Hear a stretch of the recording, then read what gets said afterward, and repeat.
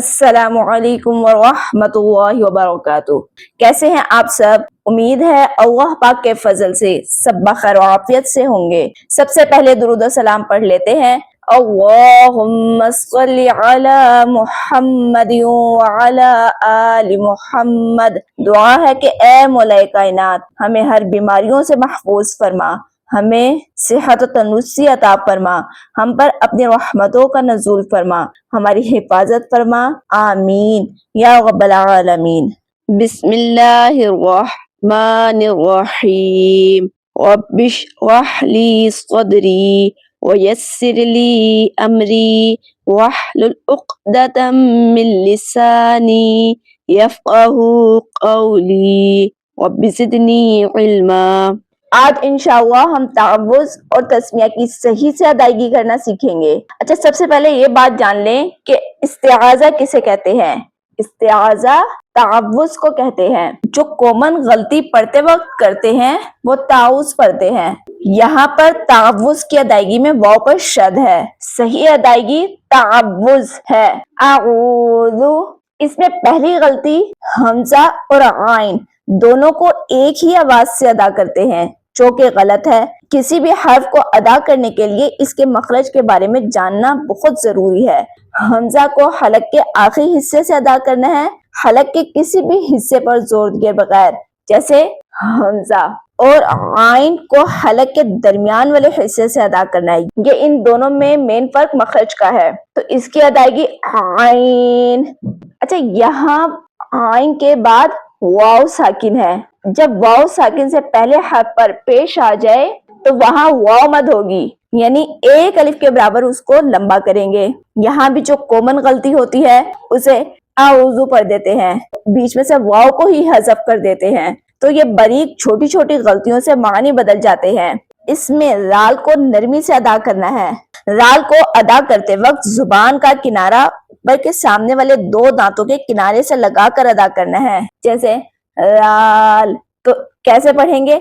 आऊज़ु, राल को नरम अदा करना है। आगे बिल्लाही, तो यहाँ अल्लाह पाक के नाम को बारीक अदा करेंगे, क्योंकि अल्लाह पाक के नाम से पहले हर्फ पर ज़ेर है, जैसे बिल्लाही में अल्लाह पाक के नाम को बारीक अदा करने के साथ साथ ह को हलक के आखिर वाले हिस्से से अदा करें, जैसे ह बिल्लाही। आगे मिनश्शै, या साकिन से पहले जबर है तो यहाँ या लीन होगी, यहाँ नरमी के साथ अदा करना है बगैर लंबा करे। अब यहाँ पर भी जो गलती मिनश्शै लंबा कर देते हैं, तो यहाँ ये मिस्टेक नहीं करनी। मिनश्शै, मिनश्शै को मोटा अदा करना है। ता और हर्फ में फर्क रख कर अदा करना है कि आवाज ता में तो नहीं बदल कर पढ़ रहे।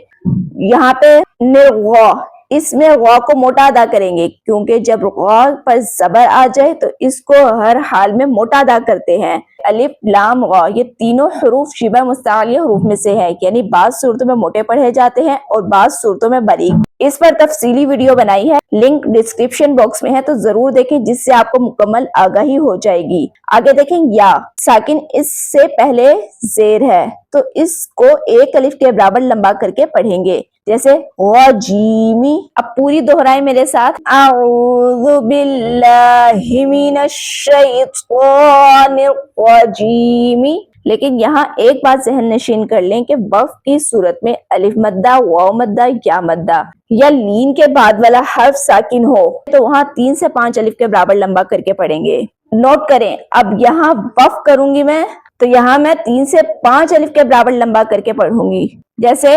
आऊज़ु बिल्लाहि मिनश शैतानिर रजीम। उम्मीद है आपको तावुज़ की अदायगी सही से समझ आ गई होगी। आगे तस्मिया की अदायगी समझते हैं। सबसे पहले ये समझें कि तस्मिया बिस्मिल्लाह को कहते हैं। यहाँ पर हुरूफ के मखारिज को सही तलफ़्फ़ुज़ से अदा करते हुए मिलते जुलते हुरूफ में फर्क के साथ अदा करना है। सबसे पहले बिस में सीन को सीटी की आवाज के साथ अदा करना है, बिस्मिल्लाही। यहाँ देखिए अल्लाह के नाम से पहले जेर है, तो यहाँ अल्लाह पाक के नाम को बारीक अदा करेंगे, बिस्मिल्लाहिर। यहाँ पे वा को पुर अदा करेंगे क्योंकि वा पर जबर है। यहाँ देखें یہ ہاں حلق کے آخری والے حصے سے ادا کرنا ہے اور یہ ہاں حلق کے درمیان والے حصے سے ادا کرنا ہے. بسم اللہ یہاں اگر ہا اور ہا دونوں میں فرق رکھ کر نہیں پڑھیں گے تو غلط ہو جائے گا. میم پہ کھڑا زبر ایک الف کے برابر لمبا کریں گے. غا پر زبر غا کو پورا ادا کریں گے. میرے پیچھے دہرائیں. اب یہاں وقف کے ساتھ پڑھیں گے بسم اللہ الرحمن الرحیم. تجوید میں مین پریکٹس مخارج کی ہے. اگر آپ حروف کو صحیح تلفظ سے اس کی صفات کو ادا کرتے ہوئے پڑھیں گے تو انشاءاللہ آپ کا تلفظ کافی حد تک صحیح ہو سکتا ہے.